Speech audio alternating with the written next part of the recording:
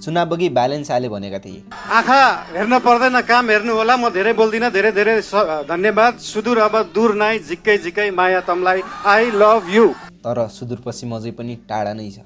सुदूरपश्चिमको पहाडी जिल्ला बझाङ, बाजुरा, डोटी, दार्चुला, अछाम जस्ता जिल्लाका धेरैजसो जनताहरूले काठमाडौँ पनि देखेका छैनन्। सुदूरपश्चिमको धेरैजसो मान्छेहरू भारतसँग सिमाना नजिक भएकाले बेङ्गलोर, दिल्ली, देहरादुन जस्ता सहरहरूमा रोजगारीका लागि जाने गर्छन्। यो सुदूरपश्चिमको रहर होइन, पीडा हो। सुदूरपश्चिमलाई काठमाडौँसम्म जोड्ने सडकको यात्रा एकदमै कष्टकर र लामो छ।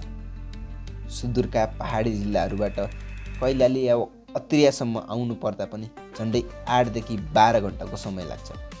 त्यसपछि धनगढीबाट काठमाडौँ पुग्न झन्डै 24 देखि 30 घन्टासम्म लाग्छ। यो यात्रा एकदमै लामो, कष्टकर, असुरक्षित र महँगो छ। काठमाडौँ पढ्ने विद्यार्थीहरूले यदि दसैँ बिदा या कुनै कामले गर्दा घर जानु पर्यो भने लगभग 50,000 खर्च छुट्याउनु पर्छ। प्लेनको टिकट सुन्दा त काठमाडौँ बस्ने साथीहरूले भन्नुहुन्छ, योभन्दा त थाइल्यान्डको टिकट सस्तो छ यार। सुदूरपश्चिमलाई काठमाडौँसम्म जोड्ने हो भने सुरक्षित सडकको आवश्यकता छ। राजा महेन्द्रको पालामा सुदूरपश्चिममा सडक त पुग्यो, तर यो सडक विकास होइन, विनाशको कारण बन्दैछ। सुदूरपश्चिमका पहाडी बाटाहरू एकदमै असुरक्षित र जोखिमपूर्ण छन्। सुदूरपश्चिममा लास्ट 10 वर्षको एक्सिडेन्टको डेटा हेर्ने हो भने झन्डै 4,000 भन्दा बढी व्यक्तिहरूले ज्यान गुमाएका छन्।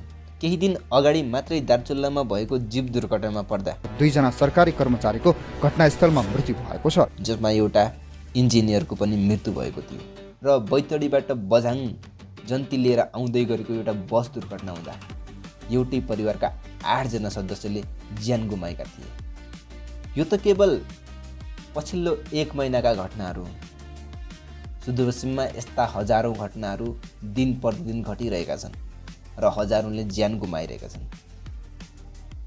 सुदूरपश्चिमका जनताले कहिले ढुक्कले यात्रा गर्न पाउँछन् होला? कहिले सुदूरपश्चिमको सडक सुरक्षित बन्छ होला? अनि तपाईँहरूको घर जाने बाटो कस्तो छ? कमेन्ट गर्नु होला। अनि अर्को भिडियो छिट्टै आउनेछ, सब्स्क्राइब गरेर जानु होला है त।